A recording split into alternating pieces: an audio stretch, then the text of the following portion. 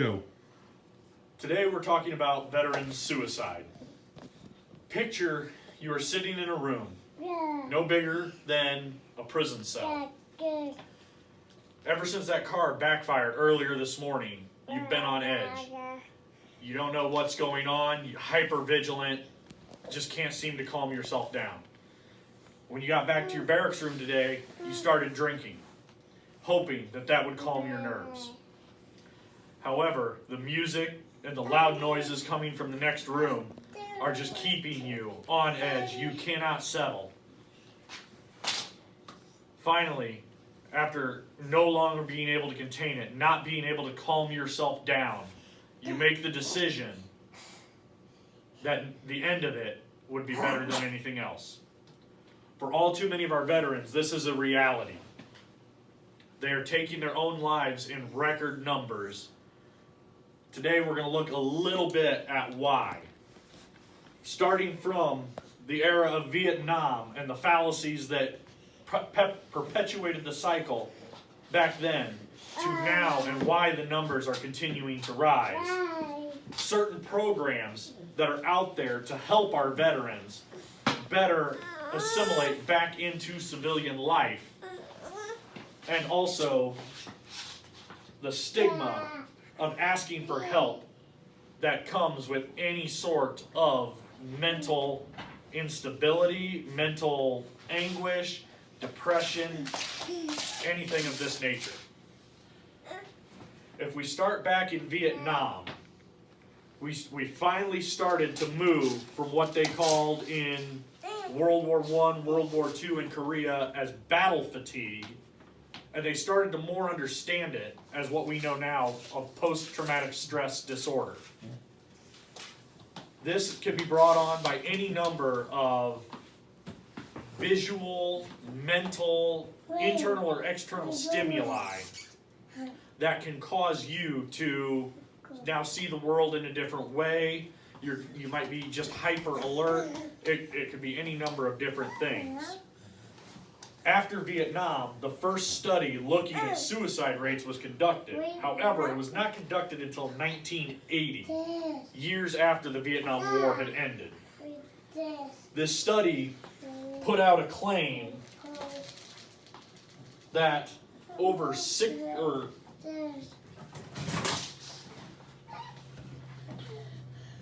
more people had lost their lives to suicide than to the entire war themselves. In the 1990s, another study proved that this was actually false. There had been no such spike during the Vietnam War of suicides by service members and veterans. The numbers had actually stayed fairly constant along with the national average of suicides among civilians.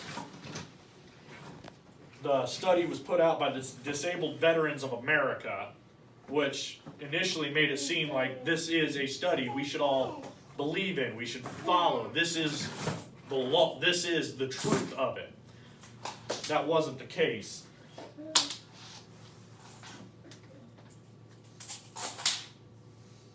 Since 2008, the numbers have been steadily rising, with the wars in Iraq and the wars in Afghanistan continuing to trudge on. More and more of our service members have been taking their own lives.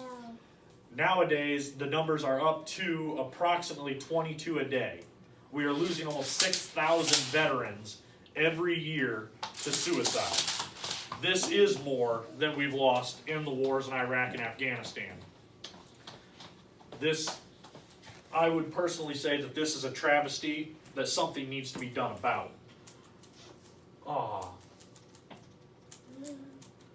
The rates are continuing to climb simply because we don't have proper care out there for our veterans and our service members. Too often they are left on their own, and when an attempt to assimilate back into civilian life from the service is not as easy of a transition as people would believe. When you're in the service, you have access to medical care, dental care, and if needed, mental health care. However, the lines for help from the Veterans Administration are staggeringly long. You might wait a year, 2 years, just to see a mental health professional or a regular doctor, as opposed to a civilian who, going through normal channels, could see them in a day, a week, or even just a month. With the rising suicide rates, thankfully, it has given birth to new non-for-profit organizations, service organizations that are actually geared to helping veterans with post-traumatic stress disorder, traumatic brain injuries, or just any physical or psychological effects left over from having gone to war. One of the better organizations that is out there is called Mission 22. This organization, their goals and their statements are to help veterans assimilate back into civilian life, whether that be through their Warrior Integration Now program, which is out there to, it actually sets you up with counselors and helps you acclimate back into civilian life, rather than putting, as a psychiatrist might, putting you on 30 different medications that you're now taking every day just to control your symptoms. They go more towards the root cause, psychologically and physiologically, to bring you back to what you were before these events, so that you are not just the empty shell that you have become. This way, you are able to better spend time with your kids, your family, and have a full and meaningful life, rather than what happens to a lot of our service members, falling into the bottle or taking their own lives. Part of what they try to do is not only do they go with the mental aspects, but also physiological aspects. They like to use training such as Brazilian Jiu-Jitsu, kickboxing, or any number of other martial arts to get you back into an active lifestyle that helps release the endorphins in your body's natural antidepressant, to help you stay more at a calm, even level. Another great service organization that aims to help our veterans is called Battle Buddies. Go sit down, please. What Battle Buddies does... No, come here. What Battle Buddies does is they actually provide service dogs at no cost to veterans. With the service dog, what you are able to do is you now have a buddy that is with you 24 hours a day, 7 days a week, that can wake you from nightmares. They will be able to help you if you're in a store and all of a sudden loud noises are putting you on edge. That dog is trained to help bring you back to reality. They will calm you down, whether it be by paws on you, leading you out of the area, any number of other things. These are great assets for our veterans, not only with post-traumatic stress or traumatic brain injury, but also that might have lost arms, legs, or any other number of life or limb-threatening injuries, because the dog is able to help them around their house and doing various tasks day in and day out.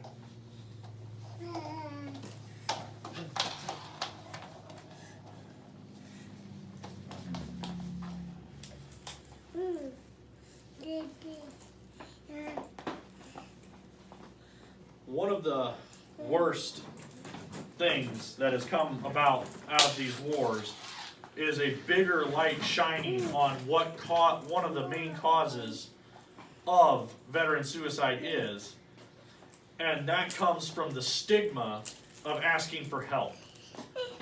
No Marine, no soldier, no sailor, no airman wants to go and say, hey, I have a problem. This is happening to me. I need help. One of the biggest things that they seem to be told is always, well, man up. You ought to be able to handle that. Man up, take care of the problem on your own. Well, when you're having these problems with post-traumatic stress, you cannot always take care of it on your own. with them not telling them, hey, it is okay to ask for help, you are just making it harder and harder on these veterans. They don't want to go to the psychiatrist. They don't want to go to a psychologist. It makes it very difficult for them to ask for help. An example I can give you is my brother-in-law suffered severely from depression, and it was affecting his daily life. He would have random angry outbursts. Finally, we were able to get him to admit, I do need help. He has since been receiving very good care from a counselor and is doing much better on his own now. Now, people might be asking, what does veteran suicide really have to do with me? Why should I care?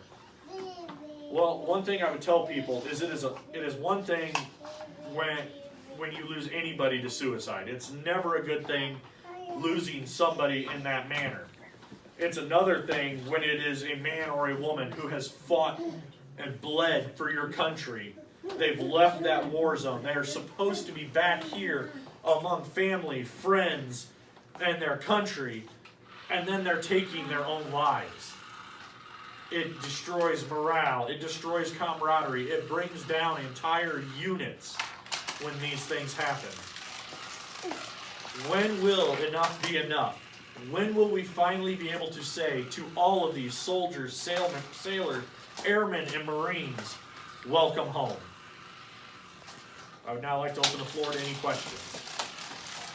Why do you think there's such a higher suicide rate now than there have been in other wars? Is it the length of it, or is it the brutality of it? One of the biggest things I could say to that is, like with Vietnam, the current wars, there is no clearly defined enemy. Whereas World War I, World War II, you had a clear enemy. You knew who you were fighting. In Vietnam and Iraq and Afghanistan, you're having young children, grandparents. You never know where the attack is going to come from. And it just puts you on such a heightened alert because you could be shaking hands with somebody one minute, and the next minute that same person is shooting at you. And so I believe that has led to the higher suicide rates because you come back into civilian life and you're just in that same mentality. As easy as I'm sitting here speaking to you in this room, one of you could turn around and attempt to take my life, and I just never know what's going to happen. Do you think there's a social side to both preventing the suicides when in the service and to addressing those needs outside the service? What I mean is, do you think the lower rates while people are still enlisted is due to being surrounded by comrades, constantly surrounded by people who understand what you're going through? And would something like that, after transitioning to civilian life, help? The veteran suicide rate actually includes service members. They aren't two separate entities. However, I can tell you from my time in the service, one of the big things is somebody's always watching your back. I was military police when I was in, and I actually responded to 3 attempted suicide calls. How we had found out is a roommate, someone in their fire team, just somebody that knew them in that barracks, called us and said, hey, this Marine is suicidal. Please, somebody get here and help him. We've kicked down numerous doors just to try to get in and bring them out and get them to the help they need. In the civilian side, you really don't have that as much because you don't know what to look for. A lot of civilians don't understand the telltale signs of somebody who is suicidal. They're not going to notice that I'm in a hyper state of vigilance. I'm going around corners like I'm clearing rooms. I'm checking everybody's hands as I walk through a building to make sure there's no weapon in them. You're not going to see these and know that, hey, I need to get him out of this place. I need to get this veteran somewhere where he is safe or where he feels safe. And I'd say that is the biggest difference between in the service versus out of the service. Any other questions?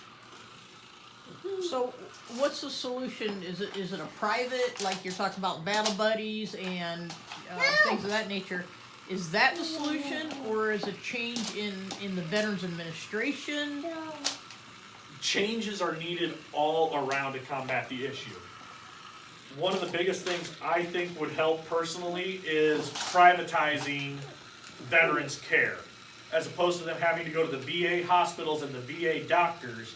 If they were able to go to their own doctor and receive the care that they have fought for, they'd be better able to go get that help that they need. Now, all encompassing everything, the biggest hurdle with any kind of care to prevent veteran suicide is that they need to understand they are not alone, and it is okay to ask for help.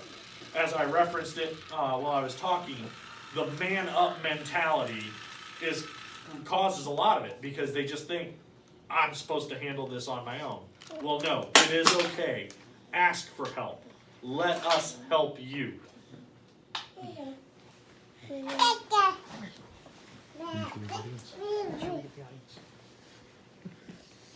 Here's your audience for this evening. The two little ones paid the most attention. The others hung in as long as we could for such a heavy subject, but we can't compete with two toddlers for attention span.